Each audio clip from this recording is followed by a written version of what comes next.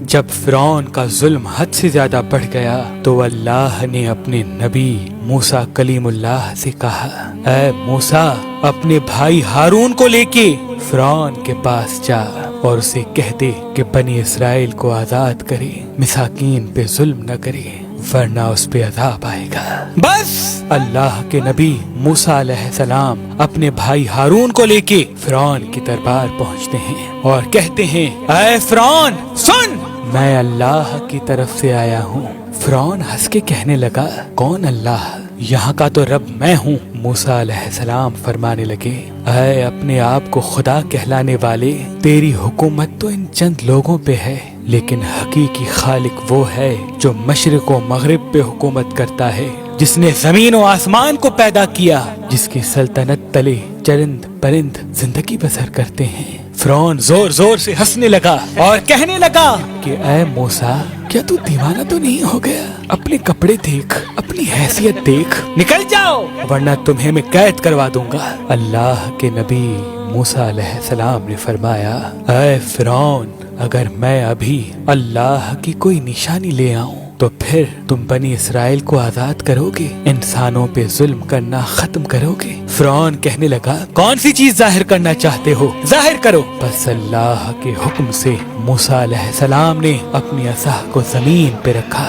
جیسے ہی اس عصا کا زمین پہ رکھنا تھا، وہ اژدہا بن کے پورے محل میں پھرنے لگا۔ پھر اللہ کے نبی موسیٰ علیہ السلام نے اپنی بغل میں ہاتھ ڈال کے جیسے ہی باہر نکالا تو وہ چاند کی طرح روشن نظر آنے لگا۔ فرعون کے محل والے سب حیران ہو گئے۔ فرعون نے سوچا کہیں بغاوت نہ ہو جائے تو کہنے لگا، اے موسیٰ، کیا تو اس جادو کے زور سے میری سلطنت کو ختم کرنا چاہتا ہے، بنی اسرائیل کو آزاد کرنا چاہتا ہے؟ اے موسیٰ، یہ زمین جادوگروں کی زمین ہے اور میرے پاس اس سے بھی بڑے جادوگر موجود ہیں، کیوں نہ ایک مقابلہ کرتے ہیں؟ تو اپنا جادو دکھا، ہم اپنا جادو دکھاتے ہیں۔ اللہ کے نبی موسیٰ علیہ السلام نے فرمایا، اے فرعون، یہ جادو نہیں بلکہ اللہ کی نشانی ہے۔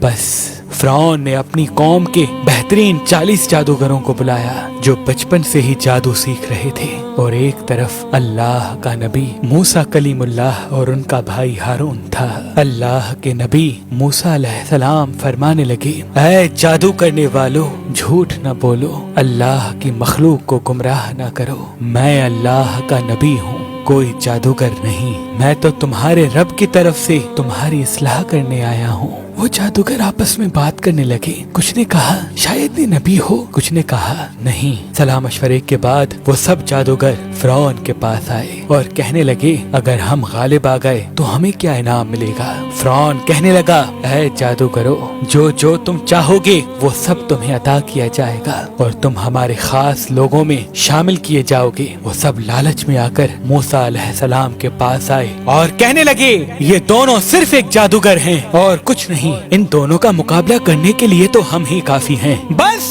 وہ 40 کے 40 جادوگر صف بنا کے موسیٰ علیہ السلام کی طرف بڑھنے لگے۔ تمام لوگ حیرت سے دیکھ رہے تھے اور کہہ رہے تھے کہ آج جو غالب ہو گیا بس وہی سچا ہے۔ پھر وہ جادوگر کہنے لگے، اے موسیٰ، پہلے تم اپنی نشانی ظاہر کرو، پھر ہم تمہیں دکھائیں گے کہ ہم کیا ہیں۔ اللہ نے موسیٰ پر وحی کی کہ اے موسیٰ، پہلے ان کو اپنا جادو دکھانے دے۔ بس ان کے پاس جو لاٹھیاں اور رسیاں تھیں انہوں نے زمین پہ پھینکی اور انسانوں کی آنکھوں پر جادو کر دیا۔